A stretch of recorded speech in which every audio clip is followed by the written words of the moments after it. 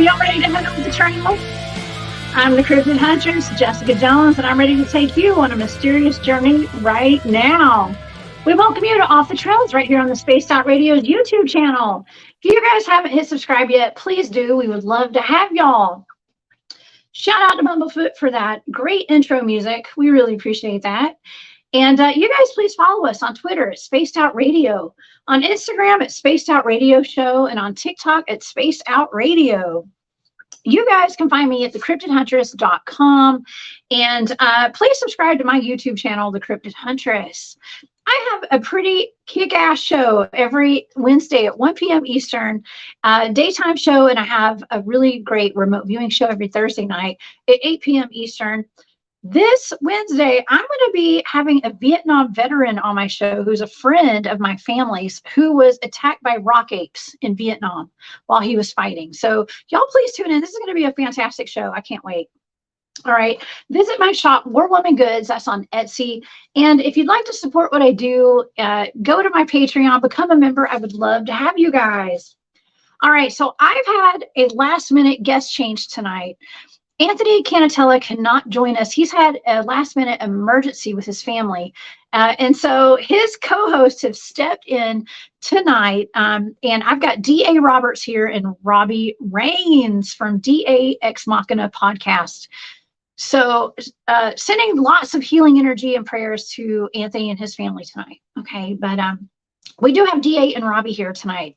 And I cannot wait to talk to them. It's going to be awesome. Don't forget that right after our show, After Hours has a great program set up for you tonight. So let's get to our guest. All right. So I have Robby Raines here. He's a police officer, an active field researcher, investigator, and tracker. And I also have D.A. Roberts here, who is a very well-known author. He's the head of D.A. Ex Machina podcast. D.A. has an extensive background in researching Bigfoot, Dogman, all that stuff. And I'm going to let him tell you about his books, especially towards the end of the show tonight. And so I'd like for you guys to help me welcome to Spaced Out Radio tonight, Mr. D.A. Roberts and Robby Raines. Hey, fellas. Hey, how's it going? Thank you for joining me tonight. Hey, man, thank you for stepping in. Y'all are some stand-up friends, I got to say. And I really appreciate both of y'all for being here tonight. I'm happy to do it. Yep. Don't worry, we'll give him a hard time later on, but yeah. It's okay. Hey, Robby, you were just here about a week ago. So, yeah. But we always have actually, that was on my channel. And then you were on Space. I've seen you 3 weeks in a row now, or 2 weeks. 3 shows in a row. Okay. Yeah. I'm loving it. About it. We've had so much fun talking about Carolina cryptids. Yeah. And so DA, man, you guys have had a major just major shows. I before my show every Saturday night, I hop on and I'm in your chat for a good hour before my show starts. And then when my show's over, I hop back in your chat and I'm watching your shows. I mean, it's amazing. You guys have such a great podcast. I'm so proud of y'all. Well, thank you so much. We've got a great team over there. Robby and Anthony and Doc and Steve. I mean, it's just a great group of guys to work with, and we're just normal folks. That none of us are anything particularly special. We've investigated, Bigfoot and we dig into these subjects, and it's a genuine conversation. It's not like we're out there, this is the way it was and blah, blah. It's not that type of show. It's more just like a conversation among friends. And that's how we always want it to be. That's right. Well, you're very down to earth, and you guys look into some extraordinary, I guess cases and things like that. That Girl Scout murder case that you were looking into. I had Mike from Abnormal Investigations on my show last night here at Spaced Out Radio, and we talked about some very interesting. Yeah, Mike's a great guy. He's actually in the chat tonight, and I know he's here. I invited him to come on tonight, but it was listen. This was such last minute, and he wasn't able to come on, but he's in the chat. And we talked about some very abnormal and extraordinary unknown animal attacks last night. In addition to all of his personal experiences, with Dogman on his property. And I'm going to tell you, after we got off air last night, he told me some things that, I mean, I had trouble sleeping last night. After he told me some of his personal experiences that he couldn't talk about on air. So this is some real stuff. This is the real deal, Holyfield, y'all. There's a lot of really weird stuff going on out there. I mean, and these animal attacks are on the rise. And like in the case of the one here in Missouri where the Amazon driver was killed under odd circumstances, they're keeping the case open and they're not revealing the results of the necropsies. So the dogs have never been cleared in a lot of these dog attacks. Oh my gosh, DA, you and I talked about that on my show, on my daytime show. We looked into that Amazon driver case, and it just never ceases to just blow my mind how many accounts of wild dog packs running rampant all across the United States, killing people. It doesn't make a lot of sense. I personally, not to say it doesn't happen, but I've never seen a pack of wild dogs running loose, How many unknown canine species there are, apparently. Right. Yeah. How many unknown canine? Well, I grew up on a farm, and people would go out in the country and dump dogs they didn't like. Yeah. And sometimes you'd get a bunch of these hungry dogs who'd get together and they'd start tearing up livestock. But generally, farmers take care of that. You lose a calf. That's a lot of money, a lot of potential income. So they start getting a lot of dogs attacking cattle, and those dogs get shot. So I can count on the number on one hand the number of times we've actually had to deal with a pack of wild dogs the whole time I was growing up. So I don't buy there's just thousands of packs of wild dogs out there. It does happen, but it generally gets taken care of pretty quick. It does. It does. Well, before my show with Mike last night, I decided to do a show on a place in Georgia that has a lot of very strange paranormal activity where they've had known satanic rituals going on. And I don't hate a whole lot of stuff in this lifetime, but I hate talking about dark stuff and having to live it and do remote viewing on it and stuff like that. But I looked into Corpsewood Manor where there was, I guess you could say a quadruple murder, even though it was a double murder, but the two dogs got killed. And those count as people to me. Okay. So their dogs were killed too. And it was a couple of men who were friends with Anton LaVey, who lived out in the middle of a very small community. It's actually way outside the community in Tryon, Georgia. And they were known for being eccentric, coming from Chicago, the University of Chicago. Dr. Scudder had actually had something to do with creating LSD or something, some strain of it. And they had wild parties. They ended up being murdered on this property. But the property actually had a lot of bloodshed on it going back for centuries, from the Native American land disputes to the Civil War. The Battle of Chickamauga happened there. And so there was a whole lot of bloodshed on this land. And then they went out there and started doing satanic rituals on it and stuff. And this area is known for dogmen, werewolves kind of stuff, ghosts, backwoods cults, okay, like cult rituals and things like that. And so I thought it'd be a good idea to talk about that before I brought Mike on to talk about some of these unknown animal attacks for whatever reason. I think it all kind of goes hand in hand. I agree. That whole area around Chickamauga is notorious. Even during the Battle of Chickamauga, they had sightings that actually went in officers' reports of Bigfoot-like creatures coming out on the battlefield and carrying off the dead. Sometimes the still living as well. They referred to it as old green eyes. So there were reports from that battle of cryptids taking bodies. Oh my gosh, I'd heard of old green eyes, but so I was talking about this the other night and someone in chat wrote old green eyes. And I was like, wow, I got to look into that. I didn't exactly know what they were referring to. Yeah, that's from the Battle of Chickamauga. And supposedly you can still see what they refer to as a green-eyed cryptid or a green-eyed entity wandering around the battlefield. Oh my gosh. Okay, well, that would make sense because there's a whole lot of cryptid activity in Corpsewood Manor. It's called Corpsewood Manor.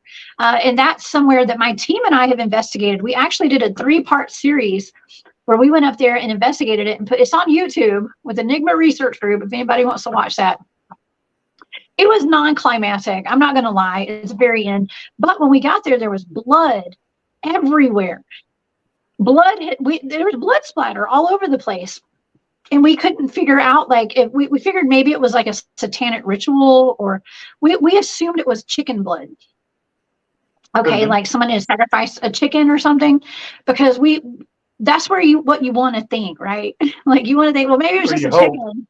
You hope, but there was like there was a dirty mattress and like women's clothes and pictures of children and women and families, and you could just tell it was just dark, right? And we put these videos out, and within a week, the head of my team got contacted by a woman who said that blood was actually from her son.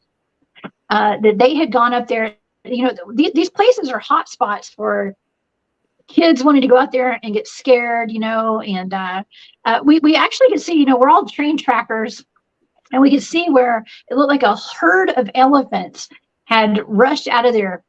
We figured people had gotten scared or something and ran, but it turns out this guy was chopping wood. They were going to build a fire, and his axe, he had a freak accident, and his axe missed the wood, and it went into his thigh, and it cut into his artery, and they had to rush him out of there and carry him. He almost died at Corpsewood Manor, and that was human blood that we were seeing all over that place. But yeah, they say that there's a lot of, you know, werewolf activity or dog man activity, and there are ties to black magic and satanic rituals and that kind of stuff.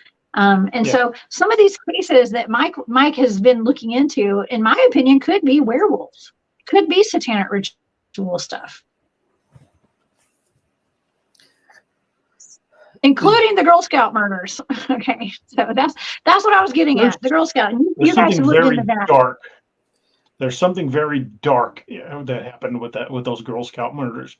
I would say about as close to pure evil as you're ever going to come across. That it was so bad that when the case was concluded, 24 seasoned officers quit. No, 24 officers quit after investigating that case. When it was completed, when it was completed, 24 officers resigned. Yeah, and what we mean by seasoned officers are officers with, you know, probably 10 plus years experience, not rookies that just like, oh man, this ain't for me. These were guys who had been on and probably seen plenty of things. Wasn't their first case, yeah. Oh my God! So you don't think do you think it was because that they were just children? And I mean, I would have to assume that police officers see a lot of this. Okay. Yeah, I think that was part of it. But the guy who was accused of committing the murders, his last name was Hart. He was already supposed to be doing like 300 years in prison. He had escaped, and they had no clue where he's at. He'd been on the run for like 3 years. He'd been sentenced to, you know, I think it was multiple life for the abduction and rape of 2 pregnant women. And he intended to kill them, but they both survived and were able to testify. He was supposed to be in prison for more than life. You know, he'd done like 5 years of like a 307-year sentence or something like that. But he escaped, and they still won't say how he escaped. The officers that were involved in investigating the Girl Scout murders would track him, and he would like run behind a tree. And when they would get to the tree, an animal would run off. It would be like a dog, like more than often than not, a big black dog. A few times it was an owl, and they would find no sign of it. They'd find where his tracks would end, and they'd find these animal tracks. And it got to be so bizarre that happened so often when they thought they'd be, you know, close to finding this guy. They finally brought in a shaman of their own, and the shaman was able to actually help them catch the guy. And he made the comment to him, didn't he, DA, that he was watching them from above and below? He'd been watching them from above and below. Okay, that's black magic. I think he was a skinwalker. We didn't key in on that when we talked about it the first time, but think about that as above and below, how that ties into stuff like that. We didn't. I don't think we talked about it that. I don't think we did either. Show, but that right there, when he makes that statement to me, that's a dead giveaway that there was something dark going on. Yeah, I want to do a second part of that show. I want to do a part 2 of the Girl Scout murders and have Mike back on. Apparently, I think we just barely scratched the surface with it. You see that comment, DA? Apparently, we need to do a part 2. Absolutely, Mike.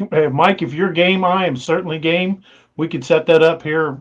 I don't want to try to scoop your own show, so let me know when you're going to present your own evidence on your show, and we'll schedule it after that, because I don't want to steal your thunder, but I would love you to come on and discuss this on our show.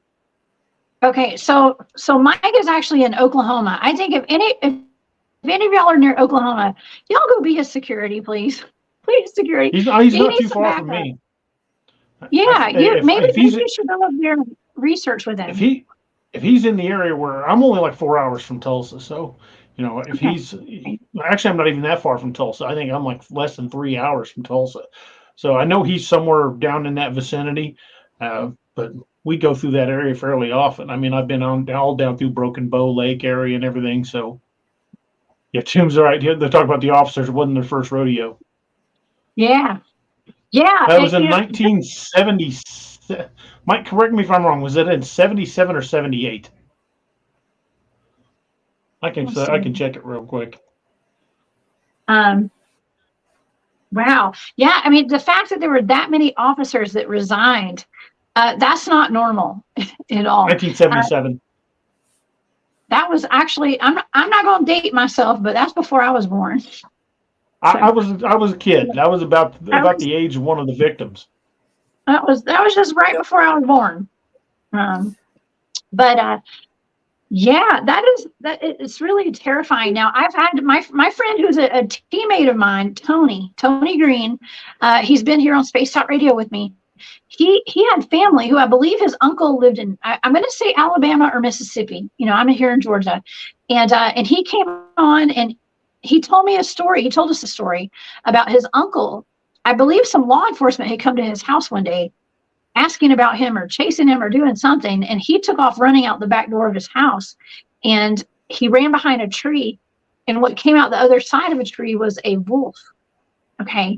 So this is not the first time I've heard this story, DA, where it's almost some sort of black magic going on here. Because, and then after the police left, the wolf came running back, and then his uncle came out the other side of the tree again. So there's something to all this. I firmly believe that he was a skinwalker, and I don't think he acted alone. Yep. Yeah. Well, and we know from talking with William and things like that, the things you have to do to become a skinwalker, it fits the bill with the things that were done in this case. Well, they say that people that go on that land, because they shut the camp down. It's private property. You have to get permission to go in there. But the camp is still there, what's left of it. They say that people that go back in there have said to this day they still see that big black dog. Oh, wow. Wow. So they still see a black dog on 4 legs, I'm assuming. On all 4s? Mm-hmm. Yeah. Yeah. Oh, my gosh. Well, it's a terrifying story. There are elements of this case that it couldn't have been a human that did it. One of the little girls that was murdered was basically twisted into a pretzel, like just crunched up. And I don't know anybody that's got the physical strength to do that. Nobody human. Maybe that guy, the Mountain from Game of Thrones, maybe he could do it. But to just basically twist everything up into a pretzel, that's just not. That's not anything normal. No. It does sound like a skinwalker, Donna. It absolutely does. It's pretty terrifying. And one of the little girls was actually, is that the same girl that was in the sleeping bag? Yes, it was. It was one of the ones that was found in the sleeping bag. Yeah. Okay. Yeah. Well, I'm not sure. All of my audience may not be very familiar with that case. I know that I brought it up with my mother last night, and she was very familiar with the case, actually. It must have been very popular. National news. Yeah, it made national news. It was a big deal. Wow. But the police work was terrible. I understand it was back in the days before they could just send DNA off to the lab because DNA wasn't a thing that we checked for back then. But the way that case was handled was just terrible from the beginning. From on the law enforcement end, it's no wonder the guy got acquitted. Yeah. Well, from a law enforcement perspective, from both Robby and DA, you know that it seems as though there might be some cover-ups going on. Would you guys agree with that? Absolutely. Yeah. That case was bungled so badly it almost looked intentional. Yeah, and DA can tell you, when we were talking about it with Mike the first time, I almost got so focused on those aspects of it that it just kind of, the other kind of stuff washed over me at first, because I'm like, how was this not, a change of venue or a mistrial or something? Just just from that part of it, just from the law enforcement side of it, that there was a lot of stuff that sheriff had a vendetta against this guy, and he went after him. That was he found out that he was involved in it. That was it. The guy had already escaped a couple of times from his jail. It made him look bad. Supposedly there was an affair. Supposedly he'd affair with his sheriff's wife. So somebody asked if he was acquitted. Where is he now? He died almost 2 years to the day after he was acquitted. He went back to prison for the original sentence that he was supposed to be there for, and died almost 2 years to the day afterwards. Oh, wow. Well, from what Mike was telling me yesterday, he was saying that most of the people involved in that case have passed away at this point. Most of the men that were a lot of suspects. Mm-hmm. Yeah. There's even today, there's still a huge shroud of mystery surrounding this case. So many unanswered questions. If the guy got acquitted, how come they never looked for any other possible suspects? How come this case just basically got just put away and forgotten? Duke, he's dead now. Yes. Yeah, he died just a couple of years later in prison. Yeah. And there's even some mystery around that. They think that maybe the shaman that they hired to help track him down put the whammy on the guy. Oh, wow. I mean, this is a deep story. Because he got away with it. This goes so deep. Wow. This goes really deep. And you got to think. It was said that he took. Well, you got to think about. He had to take his magic to keep. That's how he kept him from escaping prison after, because they never could keep him in prison before that, and nobody knows how he was escaping, but he never escaped after the shaman caught him. Is that right? Yeah, the shaman touched him on the foot and said, "I've taken your magic," and he couldn't get away from prison after that. Wow. Well, that shows you right there that there's a lot of magic involved in this. Wow. There's a supernatural really bizarre element. Circumstances. Oh, this is absolutely a supernatural case. One of the most blatant ones I've ever seen. I've never personally been involved in a case that I thought had this much of a supernatural element to it. I've been to crime scenes I've been to a number of places to be honest, that I know were haunted, but it had nothing to do with the crime, but the location itself was haunted. I've seen, while we were clearing a building, I saw a full body apparition cross a hallway, and it turned out there was nobody in that whole section of building. But I watched them walk. I could even describe the boots they were wearing. They were, wearing work boots, and they crossed the hallway at the other end, and there was no way out that they could have gone. And we were on the second floor. If they'd have jumped out a window, we'd have heard it. There was nobody in that end of the building, and I watched it just plain as day. But I've had a number of supernatural, like ghost type encounters as a cop, but this one really freaks me out because it's beyond the scope of anything I've ever been attached to. Wow. Well, some people say that it sounds as though a gugway or a dog man got a hold of those girls that night. I think it was the skinwalker. I think he was changing forms. There was one of the tent poles that had been snapped, and yeah, it was too thick for a person to have gotten hold of it and broke it. It was just too thick. Mike knows the details of this case better than I do, and I know I'm not really doing it at a full service, just going from memory because I didn't have any notes pulled up on this because I didn't know until like 30 minutes ago we were coming on here. But it's one of the more bizarre cases, and especially considering how badly it was handled by law enforcement. I mean, horribly. One of the worst, most bungled cases I've ever seen. Mm-hmm. Well, it's interesting that there are a lot of cases that are involving suspected dogmen or werewolf or whatever kind of cryptids that are completely botched by the law enforcement. And it's becoming a pattern. I asked Mike last night, are you seeing a pattern? Like what patterns have you been seeing in all these cases? And he had a list of patterns, and once you start seeing patterns in all these cases that are being botched by law enforcement, it raises some eyebrows and some suspicions. The thing to really look for in a lot of these cases is if you suspect a cryptid is involved, watch for the case. Even once they say it was dogs, watch for them to keep the case open. Yes. Because cases that are open are not subject to Freedom of Information Act.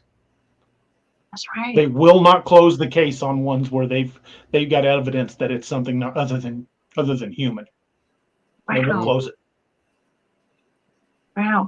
And Mike, he gave us some really good advice last night. He said that if you do encounter what you think is a cryptid or a dogman or a Bigfoot on your property and you're scared, don't call in the 911 center and tell them that you have a dogman on your property. Just say that there's a prowler, right? Like there's somebody stalking you or there's somebody looking in your window. Don't ever say it's a dogman or a Bigfoot. Yeah. No, I said I had a dog, man. Man, you misinterpreted what I said, man.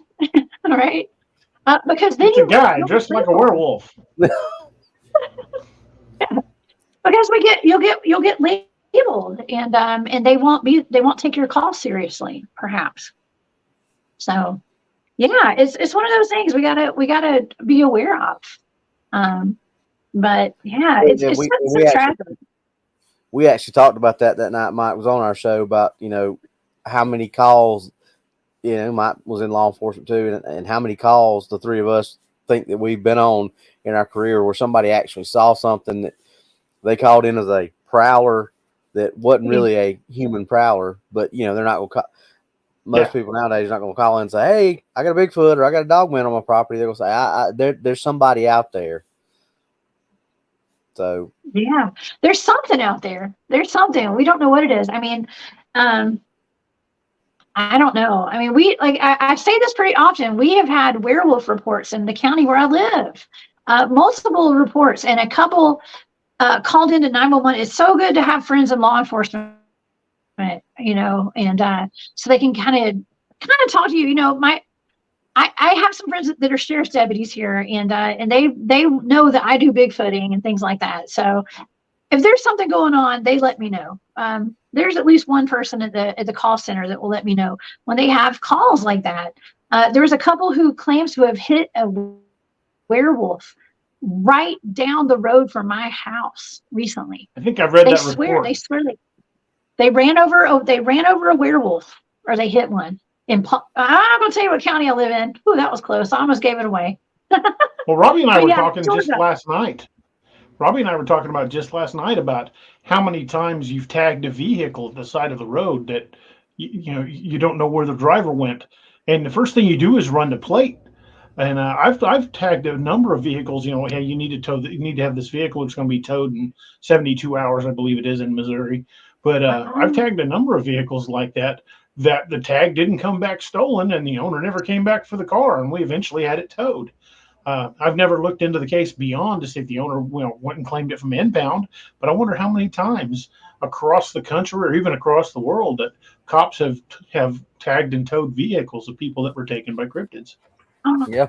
Oh, well, there's a lot of states and a lot of agencies that once they're tagged, it never goes back to law enforcement anymore because they have those towing companies that go up and down the roads, and they'll see the tags and they'll stop and they'll check the date and time on it. And if it's past the date and time, they hook it up and go, and law enforcement never gets involved with it again. Yeah. Really? Back in the day when counties used to have their own impound lots, it was different. You could track the vehicles, but now that all that stuff's contracted out to very, I mean, there's like 5 towing companies here in our area that, just like Robby says, they'll drive down the road, and if they see one of those tags, they'll pull over, check the time. If it's passed, just hook it up and go. And at that point, law enforcement doesn't get involved again. Oh my gosh. Yeah, well, I was actually mentioning last night with Mike about a case out of Scotland where there was a lady who had car troubles. I think she had a flat tire, and she called AAA or something like that, a wrecker service, to come help her with her tire. And when they got there, she was gone, and her keys and her purse were there. And they ended up finding her body about a mile down the road in a field, and she had been partially consumed. Okay, by something, and something that looked like a werewolf had been seen in that area before, and so I'm kind of seeing a pattern also of children having these being attacked and torn apart and eaten. Children and the elderly, okay, elderly women mostly, elderly women and children. It's funny you bring that up, because that was essentially the topic of our show last night. We were talking about how a lot of these, like the missing 411 cases, and in a lot of cases that didn't happen in national parks, that these cryptids seem to be targeting, much like a wolf would target the slowest or the weakest member of a herd of buffalo. They seem to inordinately go after the elderly, somebody with a disability, small children, the easiest ones to get away with, and it's really bizarre how many of those missing 411 cases that's the case. It's far less likely that somebody that's physically fit and in their prime will get taken. Now that does happen, especially from people that are like out hiking alone. But if somebody disappears from a group, it's usually somebody that's got a disability, it's very elderly, is very young, and in a lot of cases autistic for some reason. Wow. It's well, the autistic people, I would assume that they, especially the children, they don't have a whole lot of fear, I guess, or they don't have that filter, they don't react the same. Yeah. They might not react in fear, or they might go up and try to touch it. Or be friends with it. I don't know. But there's no fear. But yeah, it's the elderly women. That's what gets me. I was actually talking about the Brenda Hamilton case. I believe that's what her name was. Brenda Hamilton. That was a weird case of another suspected. I'd say that could have been a dog man. I'm just going to say. I would agree. I think it was a dog man in the case of the Amazon driver here in Missouri. Oh yeah, that's right. Because that case where that guy was killed was 12 or 13 miles from the spot where my wife, my son, and my adopted son Connor, where the 4 of us saw what I firmly believe is a dog man cross the road in front of the car. We saw it for a solid minute. It crossed the vehicle, and it was walking on all 4s, but its back would have been higher than the front of my SUV. So on all 4s, it was still massive. It made eye contact with me, which a deer will not do. It looked directly at me in the headlights. My headlights were on bright, and the eye shine was so intense, bright green that faded to white as it got away from its eyes. It was so bright that I couldn't make out the features, but the body was built like a big dog. Old green eyes, huh? Old green eyes. I've heard that before earlier tonight. And the hunter that was also killed in the woods not far from from there too, DA. Yeah, he wasn't all that far away either. Wow. Okay, so had a hunter go missing. They found him a couple of days later, but had a hunter go missing, and when they found his deer stand, he had dropped his rifle and fled the area. Hunters don't drop the rifle to go track a deer. No, absolutely not. I would never leave my rifle sitting back while I go track something. That doesn't make any sense.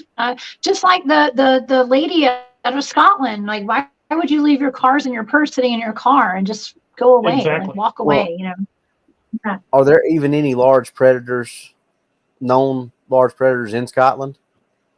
I don't know. There's the gray man of the Cairngorms. That's the Scottish version of Bigfoot. No, I'm just Of talking course, about just you've got a regular lot predators. of the big cat sightings.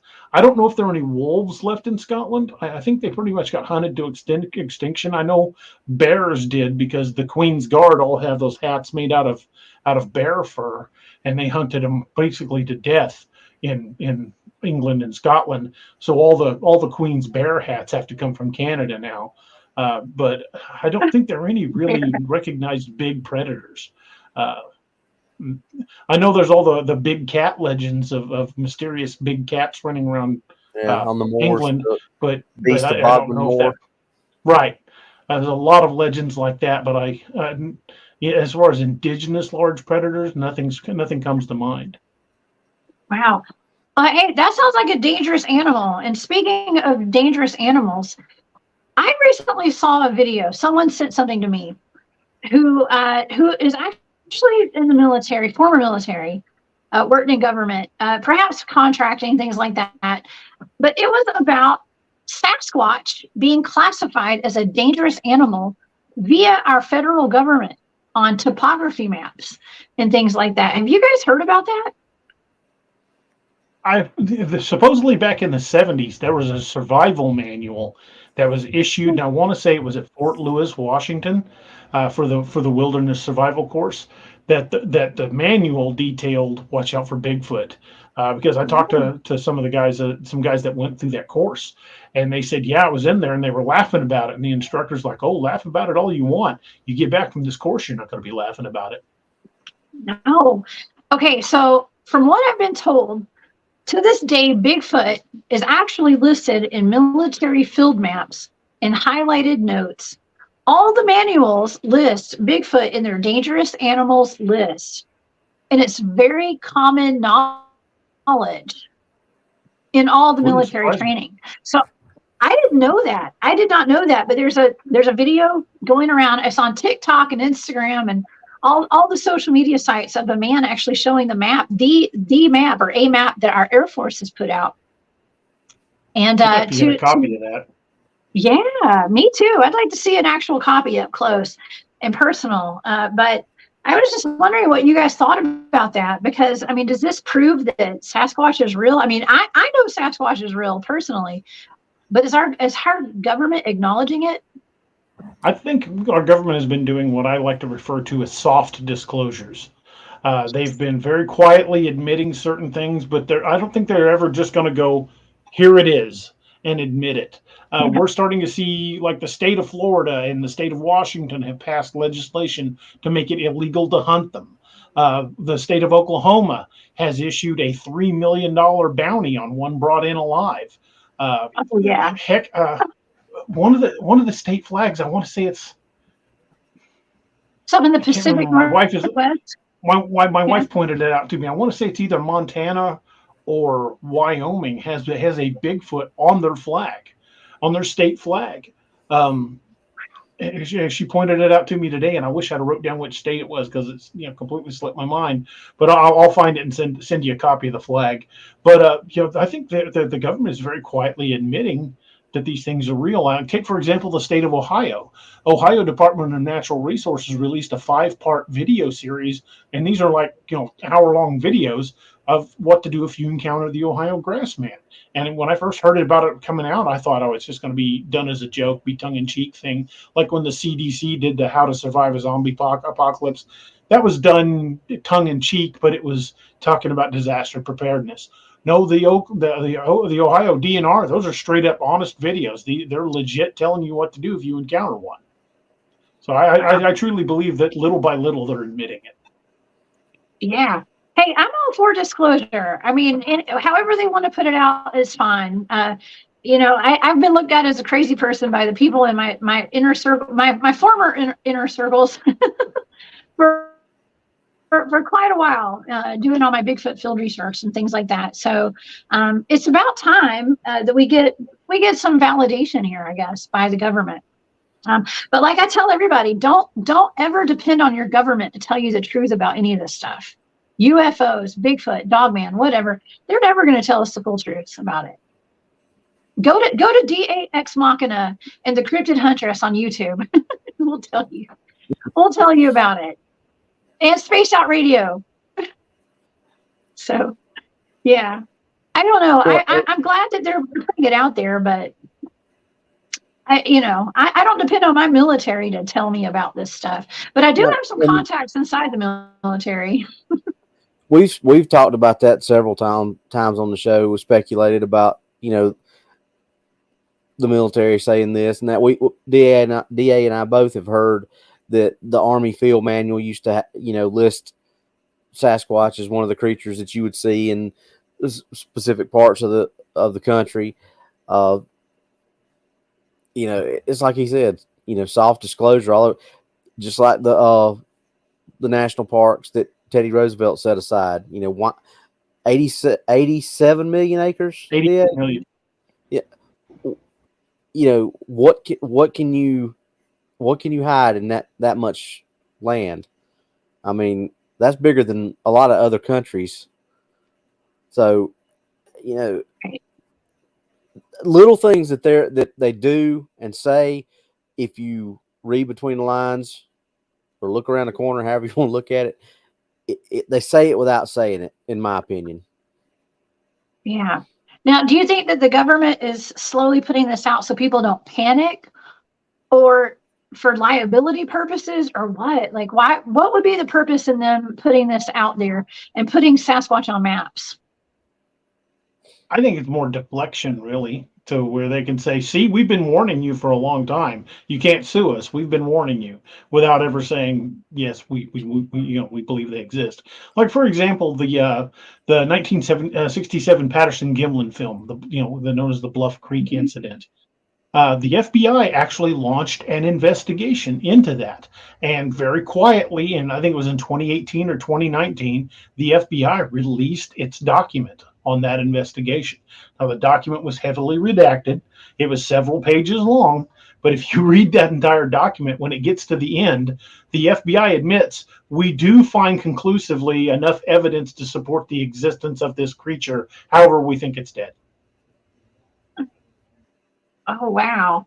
Yeah, we don't want that liability. Yeah, how would there just be one? Well, but see, is it just teleporting all over the country so everybody can see it? Yep, just one. Well, that's what people think, though. Okay, yeah, that's what when anyone thinks of a Bigfoot. But when anyone thinks of Bigfoot, they think of Patty. But in my experience, researching all over the South, and then Robby, you're down here in the South with me. There are different types of Bigfoots. They're not all, I think Patty was 6'2" or 6'5", I think they've determined. And there are Bigfoots that are 12 feet tall, 15 feet tall, 5 feet tall, all over the country, all over the world. And so I don't know. There's not just one. We got skunk apes. We got all sorts of different types. And but that is what people think of. And before I got into Bigfoot field research, I thought there was one Bigfoot myself. Okay, well, so yeah, I can understand that they depend on people thinking that. Mainstream, that's all you're shown is Patterson-Gimlin, and you see, the Harry and the Henderson type. That's all they show, because it's like DA said, if people knew what was really out there, they wouldn't. What did we say last night, DA? The $30 billion a year industry in the national park systems that the government makes off of the national parks. I mean, if people knew that there was something like a Gugway or a Dogman out there, how many people would actually go out there just take the kids camping? Yeah, just take the kids camping. That's a lot of money that they would lose. I say that all the time, Robby. It makes me mad because I've looked into pretty extensively the LBL murders, and there should not be anybody going in there taking their kids. Okay, like I would never take my son there. Now I do take my son up to where we do our research occasionally, but during the day, He went on his first Bigfoot excursion about a month ago, and we didn't actually spend the night in the area that we researched. We went to a campground down the road, okay, because it's just so dangerous out there. But there's no warning signs. Nobody knows. There's still missing people clusters, so that's why we have to do our own research.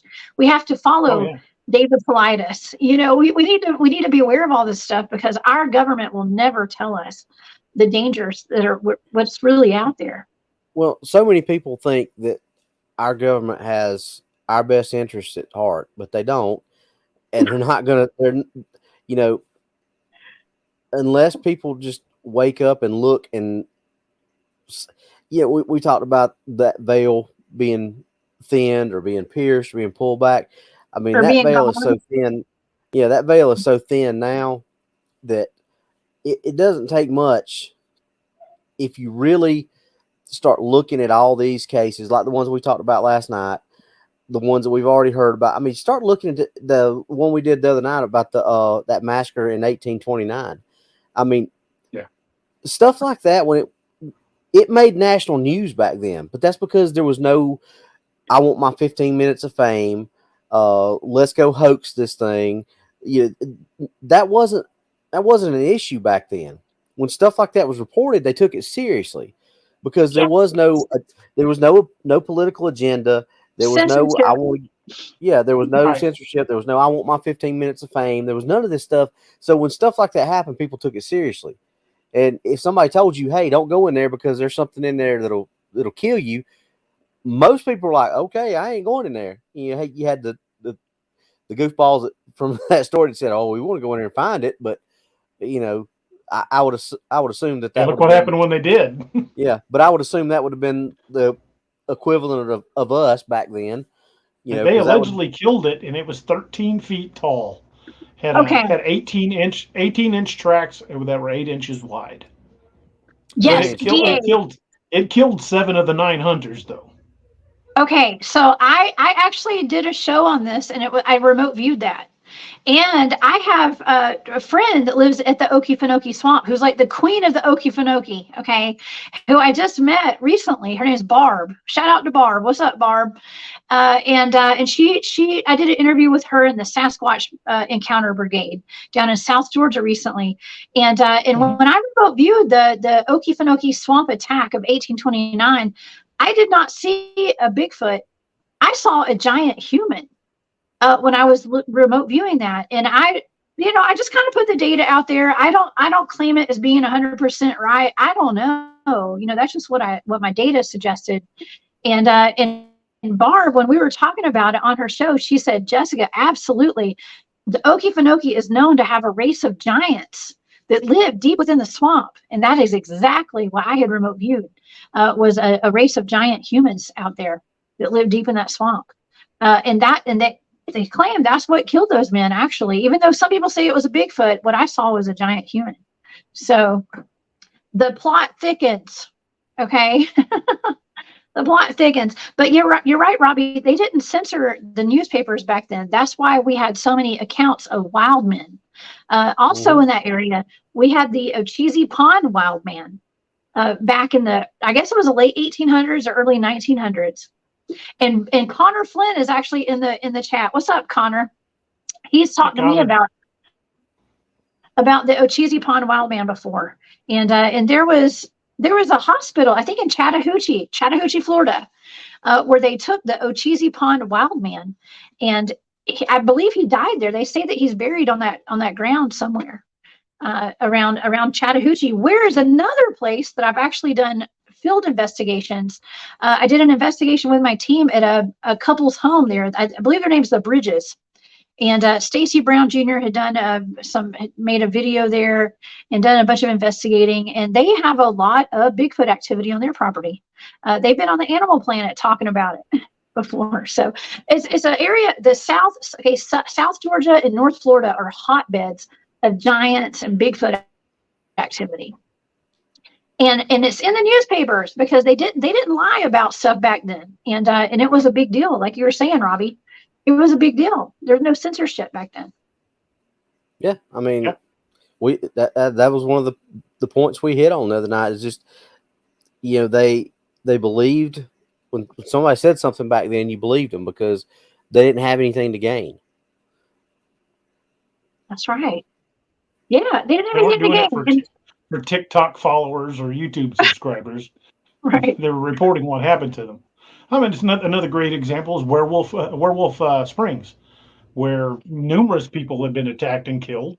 And in fact, one landowner and one of his servants were being chased by one, and they were so frightened they both dove out of the buggy and ran into the woods. And the man heard the creature devouring his servant, killed the guy.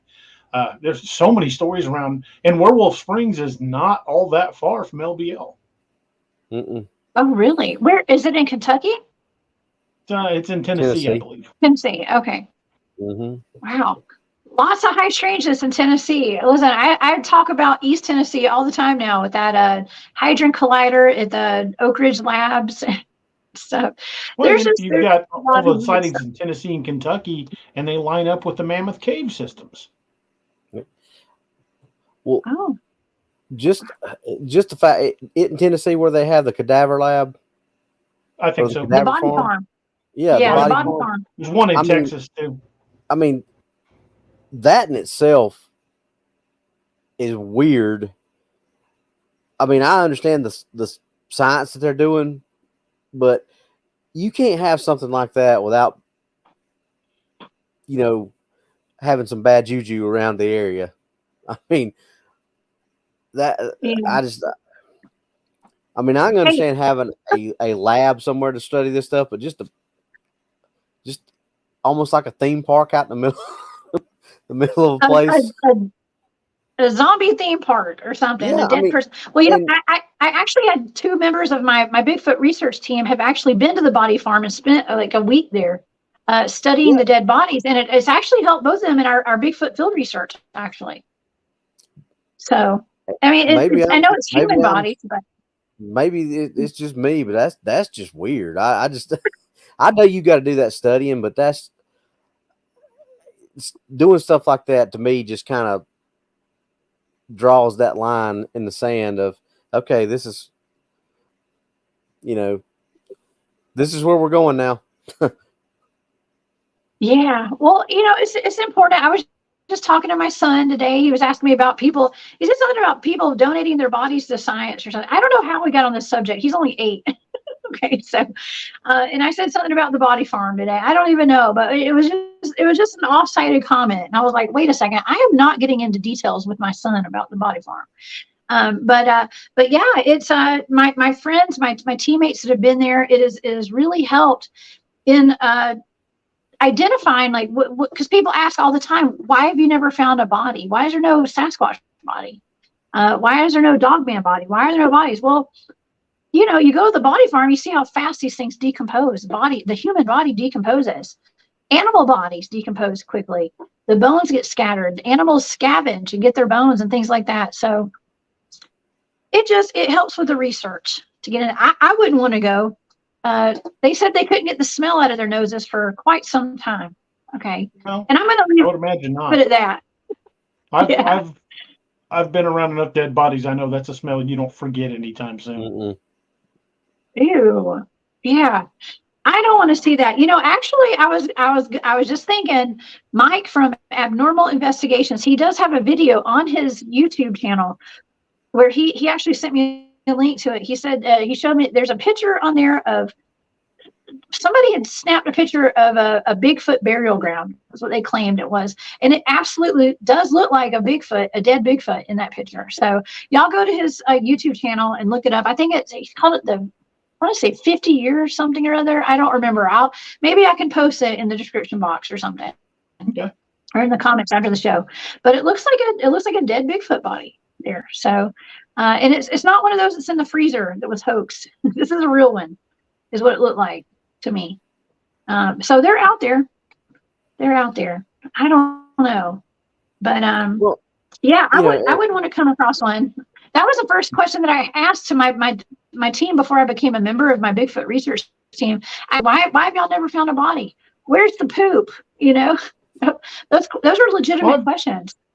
I've been going hunting for everything you can hunt in the Midwest since I was a kid, and I've never seen a bear skeleton.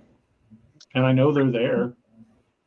Yeah. You know, I've never seen a I'm dead not saying deer people other haven't than the found ones them. I shot. I found pieces of deer that usually look like a coyote kill. Yeah, I think Glenn's right. I think the Sasquatch do bury their dead.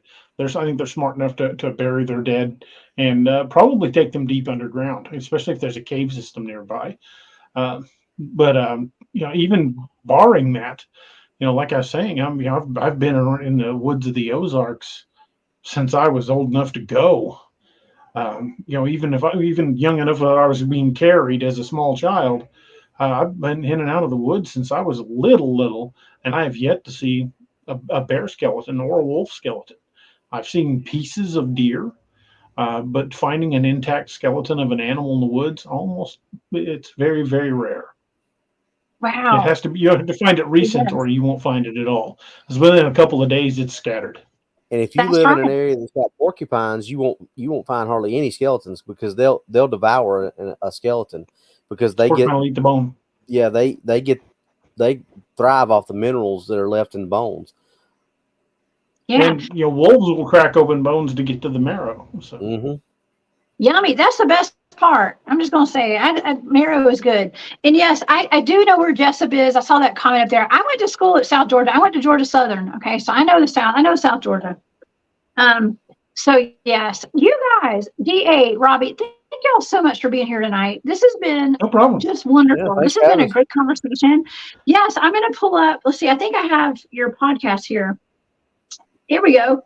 DA Ex Machina. Tell the audience where they can find you and what days you guys broadcast. We are on every Wednesday and Saturday night at 8 p.m. Central Time. You can find us on YouTube, Facebook, and Twitter. We used to be on Twitch, but we kind of left that by the wayside. It was a pain in the butt. But you can find us. You can find all of my books and my podcast on my website, which is daroberts.net, or you can go to youtube.com/DAXMachina podcast or DA Roberts author. Either one, they'll both take you there, and you can find and subscribe to the channel. Robby, don't you have a podcast too? Yes. Yeah, I have. As we like to refer to on the channel, get a good laugh. DAX Machina Light. It's called What's Really Out There. We talk about the same things that we do on the big channel. It's just a little bit shorter, more condensed version of it. We are pre-recorded. You can find us on YouTube at What's Really Out There. You can find us on Spreaker, iHeartRadio, Spotify, pretty much anywhere you find your podcasts. I'm going to post the links real fast. If you don't care, Jessica. Please do. No, absolutely. Y'all do that. Yes. Oh my gosh. Y'all please go subscribe. DA Ex Machina. What's Really Out There? Robby, DA, you guys are the best. Thank y'all so much for being here tonight. I'm going to have y'all back on. Y'all know it. We're going to be doing some more shows together in the future. Awesome. So thank y'all so much. And everybody, please send healing energies to Anthony, who couldn't be here with us tonight, and to his family. Uncle John. And Uncle John. That's right. Y'all send some healing energies. So DA, Robby, thank y'all so much. I will see y'all next time. Okay. Thank y'all for being at Space Out Radio. Night. Okay. Bye, y'all. Okay, everybody. Don't forget that right after this show, we have After Hours. Oh, yeah. Y'all go join the After Hours crew. Sorry. Yeah, they're going to take you on an incredible journey for the next 3 hours. They're going live right this minute. I'm going to be filling in for Dave Scott. I'm taking over the captain's chair this week for part of the week, the last part of the week, for Dave Scott. We're going to have a really good time. In addition to my shows next week, I'm going to be back here on, I guess, off the trails. Actually, I'm not on the trails. I go off the trails just like I go off the rails every weekend. So you guys come join me at spacedoutradio this week. Like I said, I'm taking over for Dave Scott. I hope y'all have a wonderful week. I'll see y'all soon. Okay. And please join me on my channel, The Cryptid Huntress. I have a show with a Vietnam veteran talking about getting attacked by rock apes in Vietnam on Wednesday, 1 p.m. The Cryptid Huntress. Y'all come join me. Y'all have a great week.